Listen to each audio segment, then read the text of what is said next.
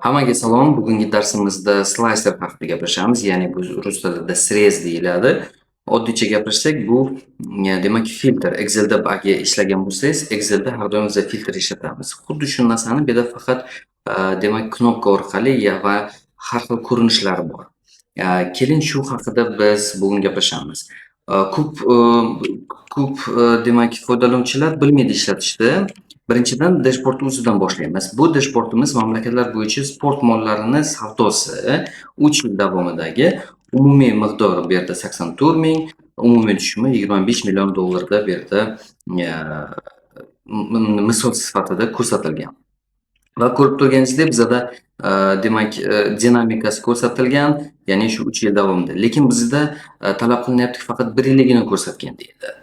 Buni yaratish uchun biz demak srez haqida srezni kiritishimiz kerak. Kim bilmasa, keling hozir boshini o'rgataman. Demak, usta joyda belgilab turamizdan hozir mana shu joyga biz demak filtrni kiritamiz. Biz o'ng tomondagi daniyani ochib turib, sborkani o'chiramizdan sborkaga srez degan mana o'zi bittagina knopka bor. Srezni kiritamiz. Srez kiritganimizdan keyin pusto paydo bo'ladi va yonidagi daniyda biz sanani izlaymiz.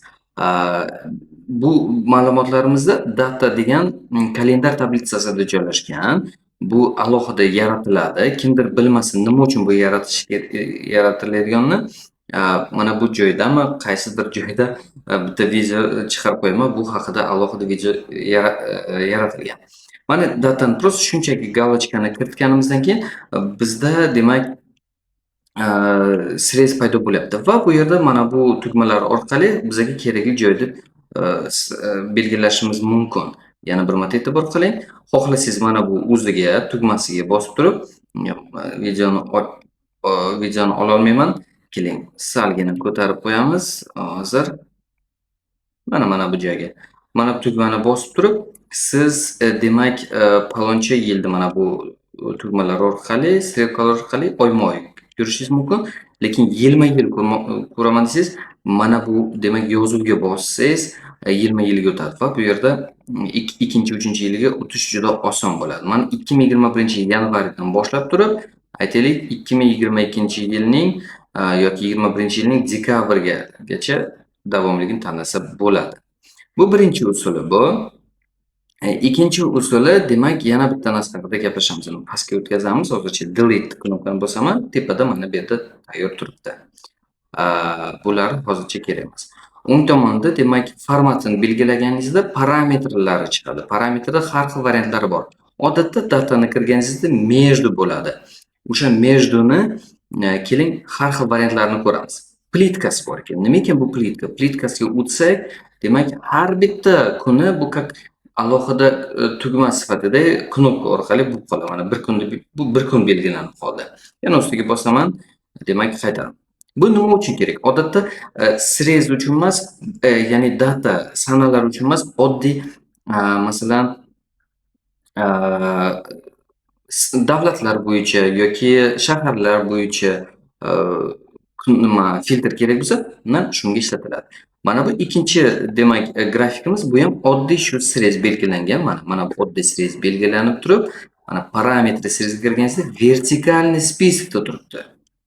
Odatda vertikalniy spiskda mana Avstraliya, Kanada barcha shu kerakli demak davlatlarni belgilashimiz mumkin. Ustiga yana bir marta bosam, atman bo'ladi.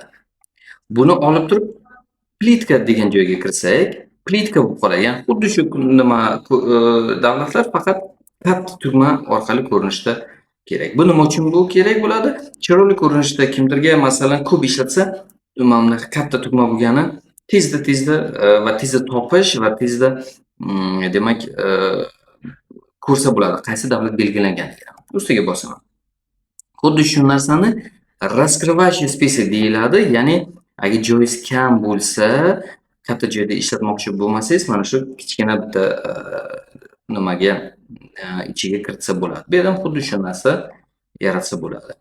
Va mana bu yerda demak снять выделение degan tugmasi bor. Plastik deyiladi. Ustiga bosangiz atmen bo'lib ketadi. Yaxshi. Endi datasiga o'tamiz. Nimaga men ko'proq data filtriga o'tkazyapman? Chunki oddiy tekstoviy demak srezlar, filtrlar juda oson. Yoki knopka orqali ko'rsating yoki e, boyagi ro'yxat sifatida ko'rsating. Uni muammosi yo'q. Lekin sanalarda aytaylik sizga faqat shu yil kerak bo'ladi va uni shu yilda belgilamoqchi bo'lsangiz, ikkita uchta narsa, ikkita uchta joyga bosishingiz kerak bo'ladi. Masalan, keling buni odatiy междуga kiritaman va shu yilda kiritish kerak bo'lsa, demak kalendarcha knopkani bosib turib, yana o'zimga kerakli yilni mana bunaqasiga palonchani belgilayman. Lekin buni bitta minusi bor. Aytaylik, mana hozir 30-iyun bo'lyapti.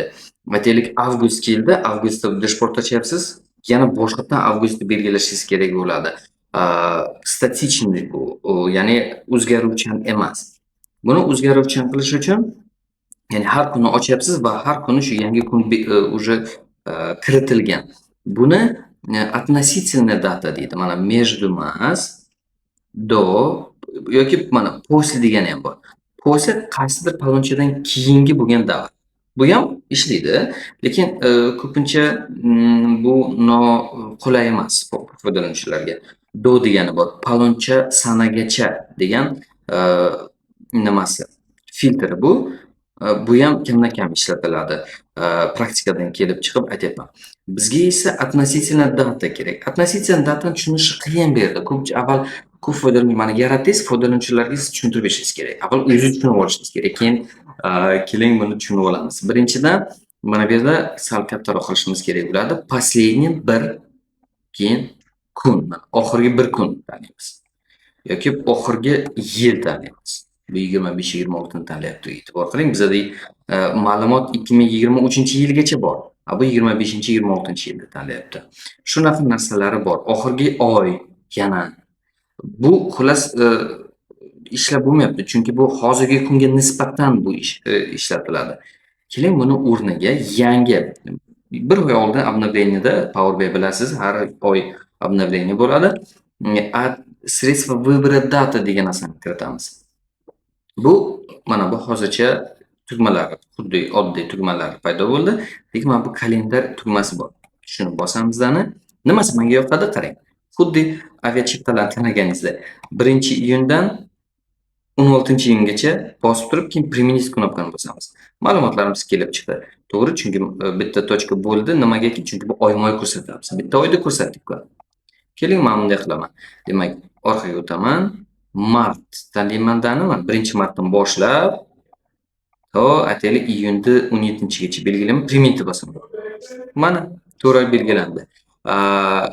Va sizga podskaska ham kelib chiqadi bu yerda. 1-martdan 17-iyungacha belgilandi deb. Uni to'g'ri chiroyli bo'lash, shriftini kamaytirsa bo'ladi. Bu hozir bu haqida emas gap. Undan tashqari, demak, ручной bor, выбор, o'zingiz belgilaysiz, относительный bor. Keling bir ko'rib ko'raylik.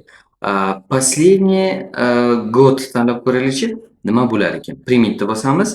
Mana последний god tanlaganimizda 1-iyulning 30-iyungacha belgilanadi. Ya'ni oxirgi bir yil oralig'i 12 oyni ko'rsatyapti va e'tibor qiling, bugunga nisbatan emas, dashborddagi oxirgi sanaga nisbatan, oxirgi sanaga sana bu adashmasam iyun 2023-yilmi, 21-iyundagi.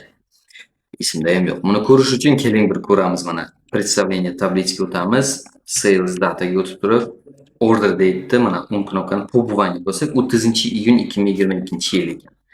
Keling, mana buni oxirgi kalendar yilini tanlaymiz. От последней dаты, ko'ryapsizmi? От последней. Bugungidan emas, oxirgi sanadan deyapmiz. Применить bosamiz. 1-yanvardan 31-20-yildagini ko'rsatyapti. Negadir? Keling buni tushuntirib beraman, chunki смещение -1 turibdi. Mana bu 0 qilishimiz kerak. Mana endi oxirgi yilni sizga ko'rsatyapti.